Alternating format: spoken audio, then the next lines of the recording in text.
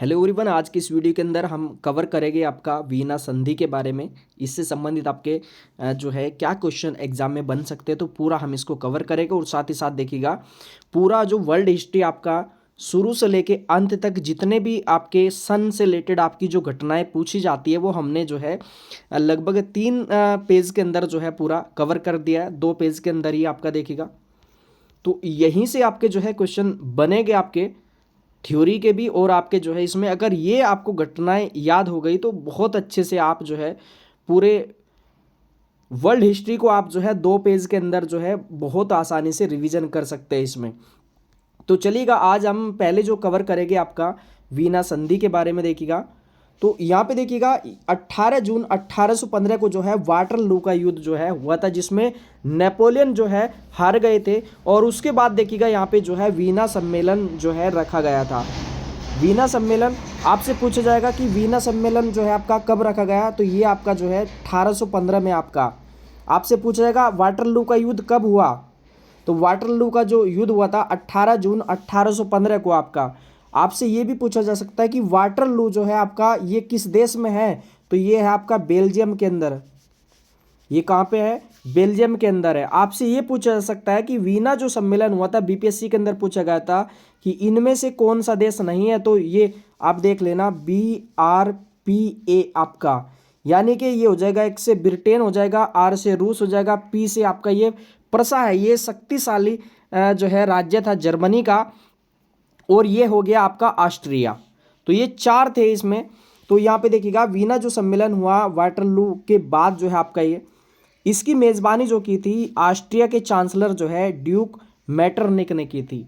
Duke Metternich को जो है यूरोप का पुलिसमैन भी जो है कहा जाता था। तो ये याद रखना, बर्पा BRPA आपका। जो आपकी वीना जो संधि हुई थी इसका उद्देश्य क्या था, तो जो नेपोलियन के द्वारा जो किए गए कार्य थे उनका जो है अंत करना था। नेपोलियन ने एक तरीके से पूरा नरसंहार किया था आपका, यूरोप के अंदर अस्त व्यस्त कर दिया था पूरे अलग अलग जो है यहाँ पे जो है देशों के साथ।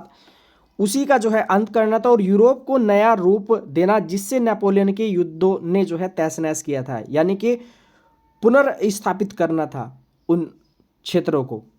इसका जो है परिणाम क्या निकला इस संधि का, तो यहाँ पे जो है युद्ध के बाद आपका फ्रांस की सत्ता को बुर्बो राजवंश को सौंप दिया इस संधि के बाद आपका, और नेपोलियन के द्वारा विजित क्षेत्रों को फ्रांस से जो है छीन लिया गया। फ्रांस ने जो है छीन लिया, जो नेपोलियन ने आपका जो है जो क्षेत्र जीते थे। इसी के साथ साथ यहाँ पे देखिएगा फ्रांस को की जो है आपका सीमा विस्तार रोकने के लिए जो है सीमा पर नए राज्यों का गठन किया, और नेपोलियन द्वारा 39 राज्यों के जर्मन महासंघ को जो है बरकरार रखा। आपसे पूछा जा सकता है कि नेपोलियन के आपके जो जर्मन महासंघ था कितने राज्य थे, उसमें 39 जो है राज्य थे आपके। इसमें आपसे पूछा जाएगा कि आपका जो ये वीना सम्मेलन हुआ इसमें कौन कौन शामिल थे, तो इसमें BRPA शामिल थे, यानी कि आपका ब्रिटेन हो जाएगा, रूस हो जाएगा, परसा हो जाएगा और ऑस्ट्रिया हो जाएगा। वीना सम्मेलन कब हुआ? 1815 को हुआ। और आपसे पूछा जाएगा वाटरलू का युद्ध कब हुआ, जिसमें नेपोलियन की हार हो गई थी, ये 18 जून 1815 को आपका।